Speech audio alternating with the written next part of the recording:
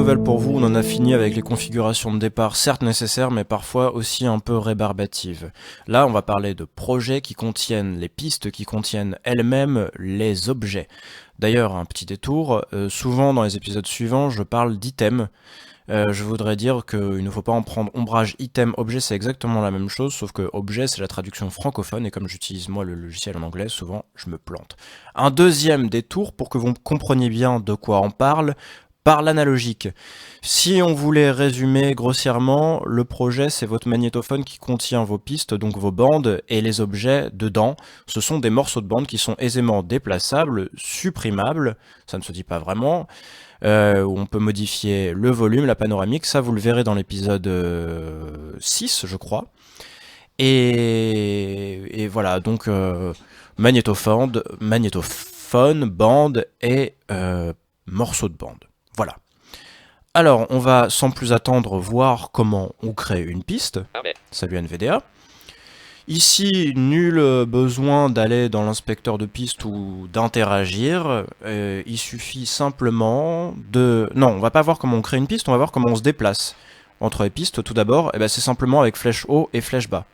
La syntaxe est la suivante, le nombre de la piste, est-ce que c'est la quatrième, la cinquième, le nom de la piste ensuite, comment on l'a nommé, et puis le nombre d'items qu'elle contient avec éventuellement son statut, est-ce qu'elle est armée ou pas armée, est-ce qu'elle contient des effets ou des instruments virtuels ou non. Par exemple, si je vais sur la première piste, on dit que 1 c'est le premier, générique c'est le nom, et il y a 2 items. Celle-ci elle est armée et en plus il y a des effixes comme il dit, on verra ça plus tard. Voilà, donc c'est relativement simple. Pour se déplacer dans un projet, par mesure on fait page suivante pour avancer. Il dit barre mais ça revient à dire mesure, et pour reculer, page précédente. On va au début du projet avec la combinaison CTRL début et CTRL plus fin pour la fin du projet. C'est pas plus compliqué que ça.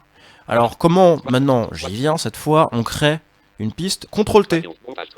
Là il me demande un nom, je vais l'appeler essai. C'est tout. CTRL T pour track. Et là je me suis planté, donc on va voir qu'on peut la renommer comme partout.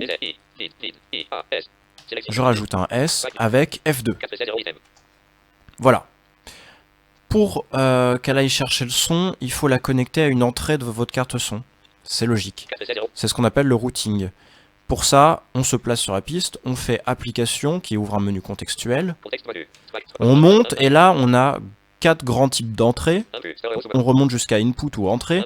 On a entrée mono, entrée stéréo, entrée MIDI, entrée aucune. Ça c'est quand on veut juste mettre de l'audio de l'extérieur et qu'on veut pas de pollution par une carte son. Alors, si vous voulez brancher par exemple une guitare qui est mono, vous allez dans mono et vous choisissez si elle est sur votre entrée 4. Choisissez l'entrée 4. De la même manière, vous allez dans stéréo si vous avez un synthé à brancher avec un jack left, un jack right. Voilà. Etc. etc. Les noms sont pas forcément les mêmes, mais ce qui compte c'est le chiffre. Une fois que vous avez fait ça, vous allez armer votre piste pour vous préparer à enregistrer. Ça c'est commun à tous les DAW, donc vous appuyez sur F7. Et F7 quand vous avez terminé d'enregistrer pour désarmer. F8 c'est pour le moniteur que vous allez pouvoir pour écouter vos différents routings, vos différents effets. Donc ça alterne avec F8 entre normal, no when playing et record monitor off, tout simplement. F7 pour armer, F8 pour le moniteur. Écoutez ce qui se passe sur votre piste.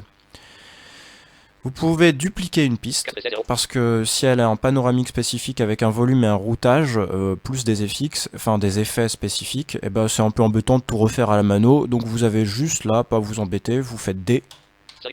Et là, vous avez une piste qui s'appelle j'ai dupliqué essai, vous avez juste à la renommer après pour pas la confondre, éventuellement changer le routing, et c'est tout.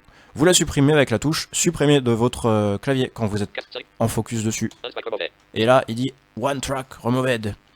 Donc un track supprimé. On soload avec F6, on mute avec F5, on change le volume qui est exprimé en décibels avec Alt flèche haut Et puis on le baisse avec Alt flèche bas. On bouge la panoramique avec Alt flèche gauche. Salut, je m'en vais, oui. Et puis on la remet vers la droite avec Alt flèche droite. Voilà, et là je vais revenir vers le centre. J'arrive, Bayrou, j'arrive. Voilà. Quoi vous dire d'autre? Les objets, ça, donc, ce sont... c'est assez primordial dans Reaper. Ce sont des morceaux de bande, comme je vous le disais.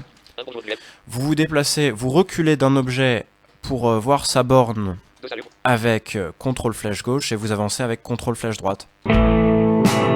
Là, mon item commence ici, mon item 2 commence ici, et mon item 1...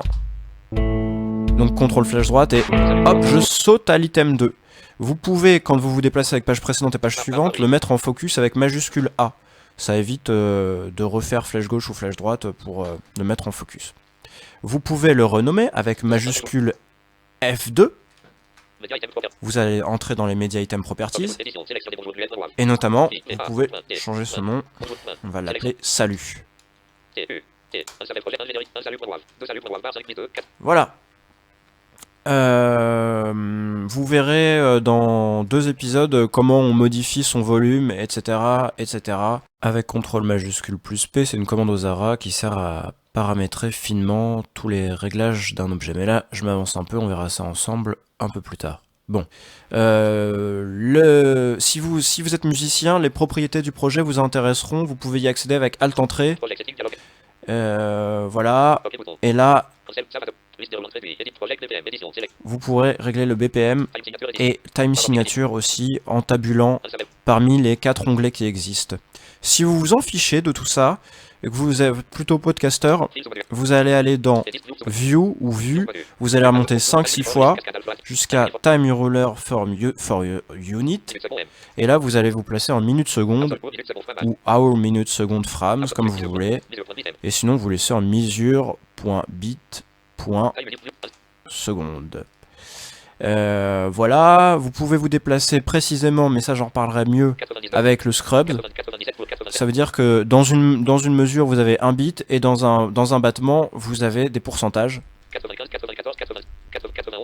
Voilà, donc là ça permet de sélectionner très précisément.